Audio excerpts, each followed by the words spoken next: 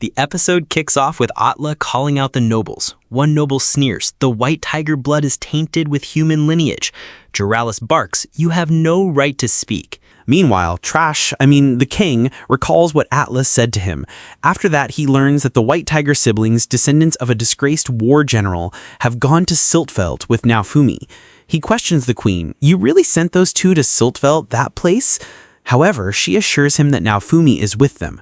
The king then recalls how Siltveld lost to Melremark, and how the White Tiger demi-humans were forced to bear full responsibility for the loss. Meanwhile, Atlas had enough. She steps up and absolutely roasts the council. "You claim to honor the shield hero, yet you ignore his request and disrespect him?" She calls out their hypocrisy, their lack of faith, and their failure to remember how Siltveld was founded by the shield hero for demi-humans. Atlas' speech is fire. She reminds them that Naofumi rebuilt the village of Luralona, gave homes and hope to demi-humans, and that she, even as a slave, was accepted and loved. She also reminds them that just like Luralona, it was the shield hero who founded Siltveld for demi-humans to live. We owe everything to the shield hero. Of course, not everyone's convinced, since Luralona is much smaller compared to Siltveld. However, she reminds them that Siltveld was also a small village once. Well, to put it simply, she is comparing Luralona to Siltveld as a whole.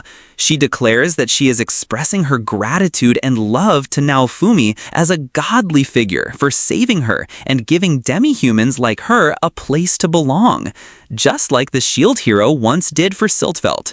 As Atlas starts convincing them, some begin to believe that Naofumi must be the hero of the time to come.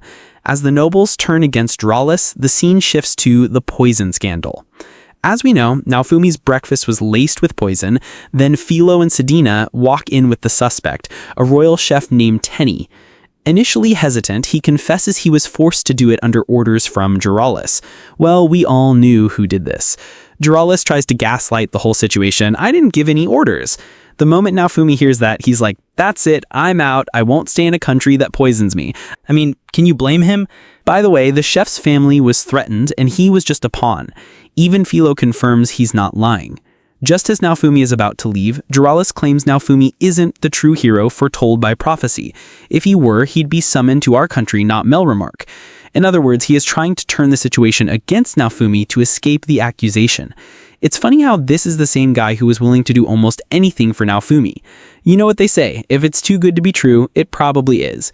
It is also important to note that the White Tiger lost to Melremark due to Jaralis leaking their war strategy to Melremark, and he went to hide in a safe location.